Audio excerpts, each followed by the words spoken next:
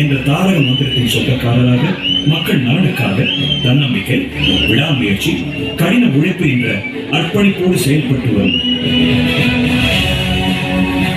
முன்னாள் பாராளுமன்ற உறுப்பினர், முன்னாள் சட்டமன்ற உறுப்பினர். சிக்கனத்தை மின்சாரத்தில் மட்டுமல்ல, மற்ற துறைகளிலும் அது பணமாக இருக்கட்டும் செய்தி பண்ணுவது மிகவும் அவசியம் என்று சொல்கிறார்கள். உண்மையிலே செய்தி பண்ணுவது மிகவும் அவசியம்.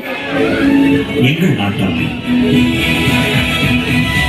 அவரின் கலை பயணம் 1988 முதல் இன்று வரை 38 ஆண்டுகள். அவரின் அரசியல் பயணம் 1996 முதல் இன்று வரை 30 ஆண்டுகள்.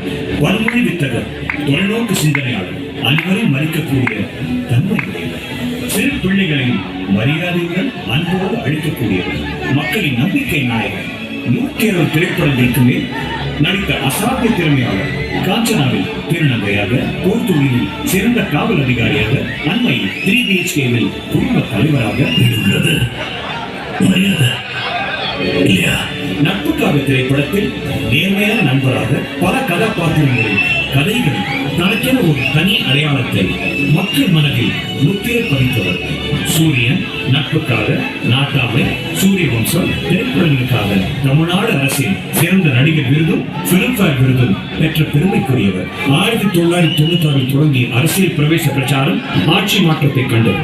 2009 ராஜ்யசபா உறுப்பினர், 2007 அகில இந்திய சமத்துவ மக்கள் கட்சியை தன்னெழுச்சியோடு துவக்கியவர்.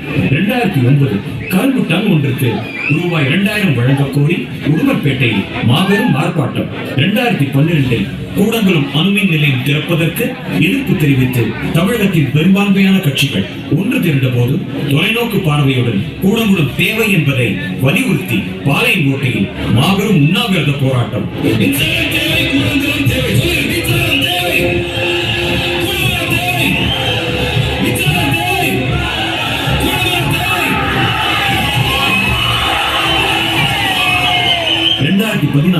காவிரி ஆற்றின் குறுக்கே அணைகள் கட்ட முயற்சித்த கர்நாடக அரசை கண்டித்து கும்பகோணத்தில் நடத்திய மாபெரும் ஆர்ப்பாட்டம். 2014 ஜல்லிக்கட்டு போட்டி நடத்த மத்திய அரசு தடை விதித்த போது அதை எதிர்த்து முதல் குரல் கொடுத்து மதுரையில் மாபெரும் உண்ணாவிரத போராட்டம். அதன் பிறகு மெரினாவில் மக்கள் புரட்சி உருவாகி ஜல்லிக்கட்டுக்கான தடை நீக்கப்பட்டது நமது நாட்டாமையின் முயற்சியில் கிடைத்த வெற்றி. அத்திக்கடவு அவிநாசி திட்டத்தை நிறைவேற்ற 150 கிலோமீட்டர் இருசக்கர பேரணி. 2018 காவிரி பிரச்சனைக்காக தொடர்ந்து 4 மாதம் கருப்பு சட்டை அணிந்து ஒரு நாள் உண்ணாவிரதம் இருந்தும் டேம் டு டெல்டா என்ற பெயரில் 3 நாள் பயணம் செய்தும் காவிரி தாயை மீட்ட தன்னை அர்ப்பணிப்பவர். ஜெயராஜ் பெனிக்ஸ் தந்தை மகன் லாக்அப் கொடூர சம்பவத்தின் போது கொரோனா ஊரடங்கையும் பொருட்படுத்தாமல் நேரில் சென்று ஆறுதல் கூறி நிதி உதவி வழங்கியவர். பெருமழை, வெள்ளம், வர்தா புயல் உள்ளிட்ட இக்கட்டான பேரிடர் சமயங்களில் வீடு உடைமைகளை இழந்து தவித்த மக்களுக்கு உடனடி நிவாரணம் வழங்கியவர்.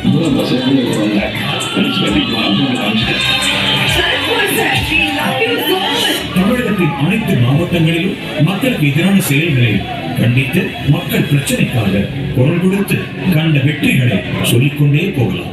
சாதனை கலைஞர், அறிவு, ஆற்றல், திறமை கொண்ட துடிப்பான இளைஞர் எங்கள் நாட்டாமை. 2024 மார்ச் 12ஆம் தேதி தேச ஒற்றுமைக்காகவும் பாதுகாப்பிற்காகவும் வல்லமை பொருந்திய தேசத்தின் வலிமையான இயக்கம் பாரதிய ஜனதா கட்சியில் முழுமையாக தன்னையும் தன் இயக்கத்தையும் தன்னோடு பயணித்தவர்களையும் இந்த நாட்டின் ஒற்றுமைக்கு அர்ப்பணித்தவர்.